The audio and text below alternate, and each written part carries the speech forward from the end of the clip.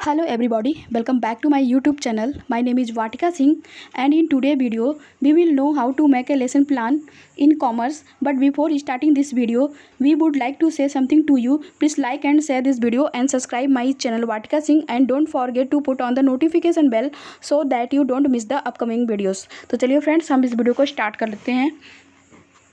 Commerce में lesson plan बनाने के लिए आपको सबसे पहले लिखना होता है पाठ योजना। इसको हम हेडिंग या टैग लाइन कहते हैं, या बिल्कुल ही बीचों बीच सेंटर में बोल्ड में और इसे बहुत ही सुंदर ढंग से आपको इसको लिखना होता है। उसके बाद आप लिखते हो विद्यालय का नाम। आप जिस भी विद्यालय से अपना बीएड बीटीसी डीएलए कर रहे होते हैं उस विद्यालय का आपको यहाँ पे नाम लिखना होता है। उसके बाद आप लिखते हो दिनांक। जिस डेट को आप अपनी पाठ योजना बनाते हो उस डेट को आपको यहाँ पे दिनांक में आपको लिखना होता है। उसके बाद आप लिखते हो विषय। जिस विषय में आप पाठ योजना बना रहे होते हैं उस विषय को आपको विषय में लिखना होता है। जैसा कि आप यहाँ पे देख रहे होंगे, हमने विषय में लिखा हुआ है कॉमर्स, यानी कि हम कॉमर्स विषय में पाठ्य योजना बना रहे हैं। उसके बाद आप लिखते हो चक्र। बच्चों को पढ़ाने के दौरान आपका जो भी पीरियड होता है उसी पीरियड को आपको चक्र में लिखना होता है। जैसा कि आप यहाँ पे देख पा रहे होंगे, हमने चक्र में सेकंड लिखा हुआ है। इसका मतलब यह है कि बच्चों के पढ़ाने का पीरियड यहाँ पे हमारा सेकंड है। उसके बाद आप लिखते हो कक्षा। आप जिस भी कक्षा के लिए पाठ्य योजना बनाते हो उस कक्षा को आपको यहाँ पे कक्षा में लिखना होता है। जैसा कि आप यहाँ पे देख पा रहे होंगे, हमने कक्षा में 11th लिखा हुआ है। इसका मतलब यह है कि हम 11th क्लास के लिए पाठ्य योजना बना रहे हैं। उसके बाद आप लिखते हो उपविषय। यहाँ पे हमारा उपविषय अकाउंट है, इसलिए हमने उपविषय में अकाउंट को लिखा हुआ है। अगर आपका उपविषय नहीं है तो आप उपविषय नहीं लिखोगे। उसके बाद आप लिखते हो अवधि।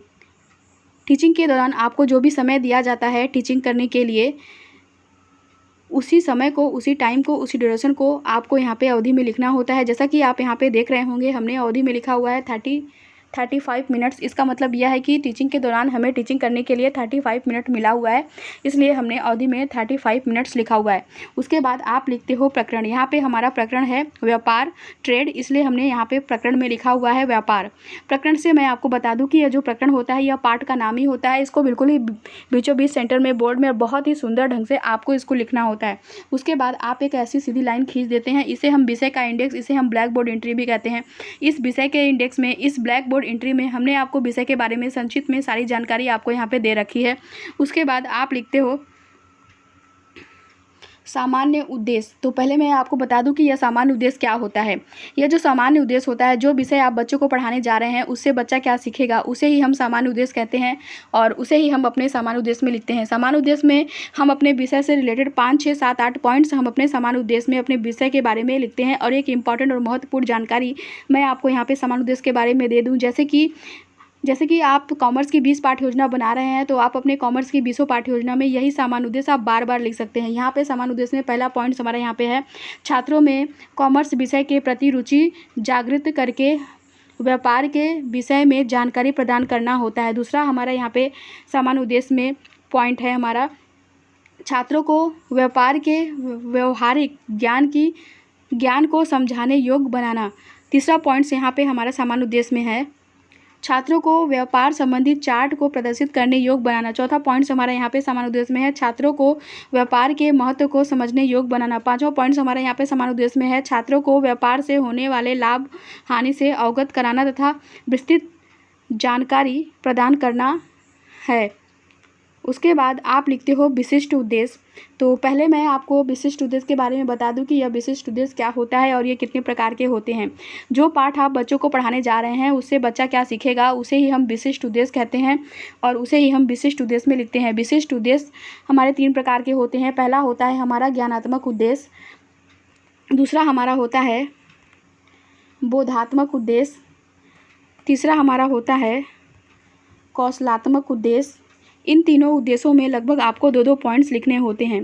तो यहाँ पे ज्ञानात्मक उद्देश्य में पहला पॉइंट्स हमारा ज्ञानात्मक उद्देश्य में है, छात्रों को व्यापार का प्रत्याश्रमण कराना। दूसरा पॉइंट्स हमारा यहाँ पे है, छात्रों को व्यापार को श्रवण करने योग्य बनाना। बोधात्मक उद्देश्य में पहला पॉइंट्स हमारा यहाँ पे है, छात्रों को व्यापार की व्याख्या करने योग्य बनाना। बोधात्मक उद्देश्य में दूसरा पॉइंट्स हमारा यहाँ पे है, छात्रों को व्यापार को समझने योग्य बनाना। कौशलात्मक उद्देश्य में पहला पॉइंट्स हमारा यहाँ पे है, छात्रों को व्यापार के विषय में तथ्यों का संकलन करने योग्य बनाना।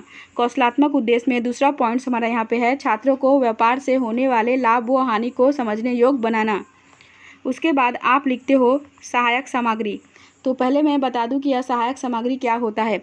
बच्चों को पढ़ाने के दौरान जो भी टॉपिक समझाने के लिए आप ब्लैक बोर्ड पे जिन सामग्री का यूज करके बच्चों को वह टॉपिक समझाते हो, वही सामग्री को हम सहायक सामग्री कहते हैं। और सहायक सामग्री के रूप में आप लिख सकते हो चाक, डस्टर, लपेट, श्यामपट्ट, प्रकरण से संबंधित सहायक सामग्री आदि। उसके बाद आप लिखते हो पूर्व ज्ञान। पहले तो मैं आपको बता दूं कि यह पूर्व ज्ञान क्या होता है।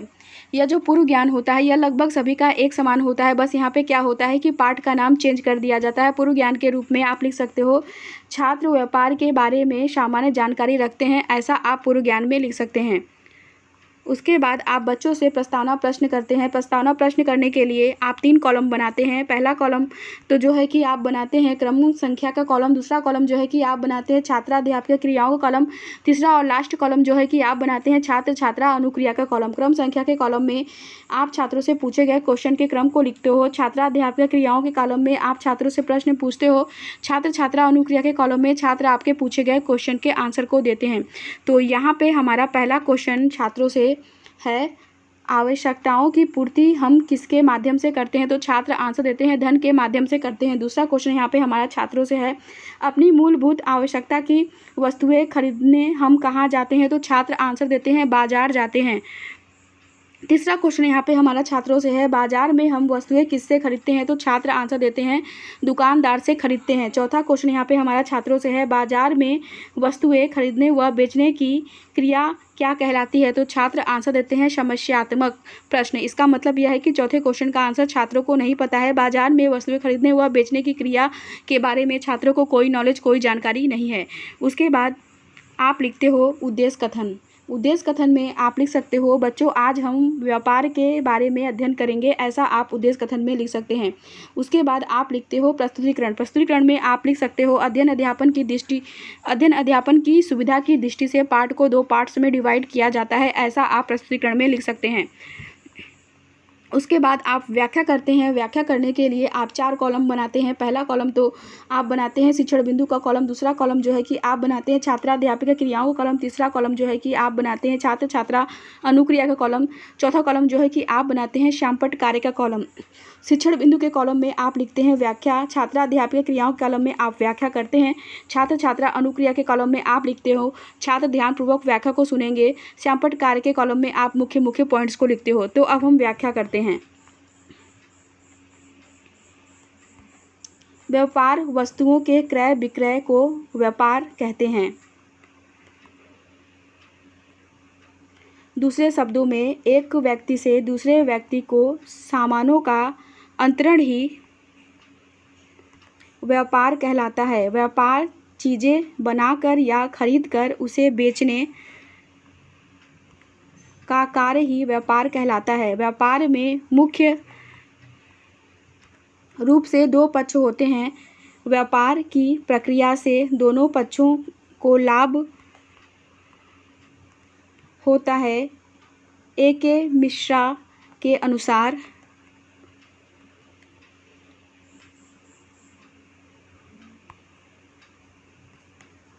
व्यापार से अभिप्राय क्रेता विक्रेता दोनों के मध्य पारस्परिक लाभ हेतु वस्तुओं के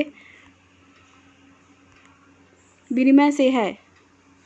व्याख्या करने के बाद श्यामपट्ट कार्य के कॉलम में आप मुख्य पॉइंट्स के रूप में श्यामपट्ट कार्य में आप पहला पॉइंट्स आप श्यामपट्ट कार्य में लिख सकते हो ट्रेड। ए.के. मिश्रा के अनुसार व्यापार से अभिप्राय क्रेता विक्रेता दोनों के मध्य पारस्परिक लाभ हेतु वस्तु के विनिमय से है। दूसरा पॉइंट्स आप श्यामपट्ट कार्य में लिख सकते हैं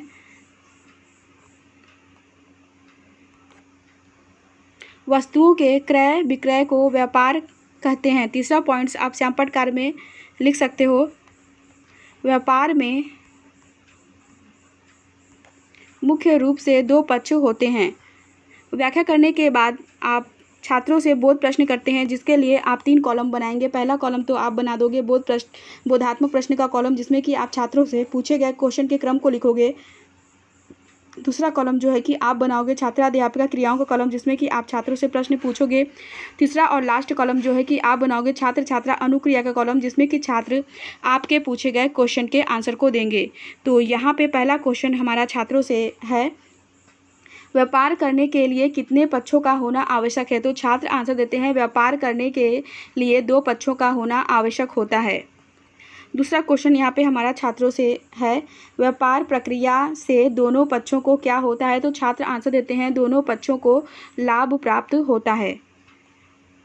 व्याख्या बच्चों से बोध प्रश्न करने के बाद हम फिर से व्याख्या करते हैं, जिसके लिए हम फिर से वही सब सारी प्रोसेस को दोहराएंगे।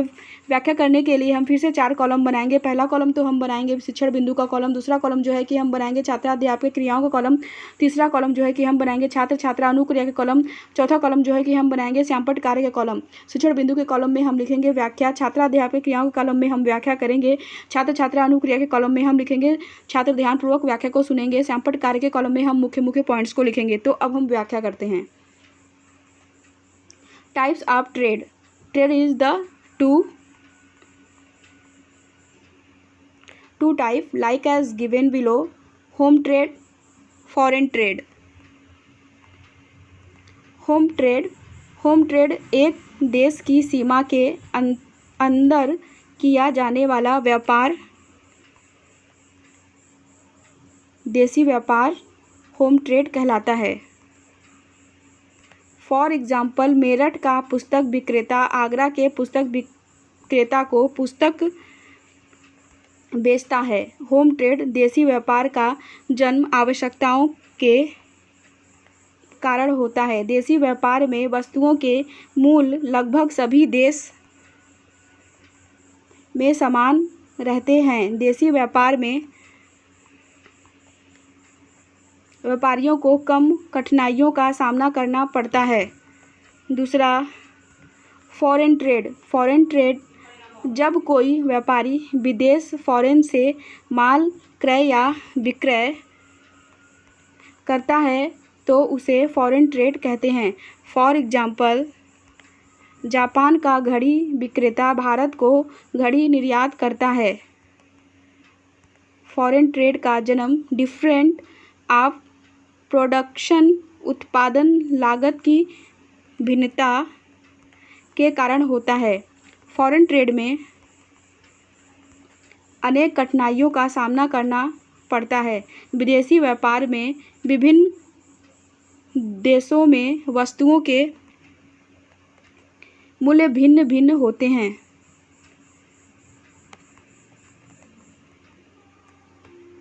व्याख्या करने के बाद आप श्यामपट्ट कार्य के कॉलम में मुख्य पॉइंट्स के रूप में श्यामपट्ट कार्य के कॉलम में आप पहला पॉइंट्स आप लिख सकते हैं,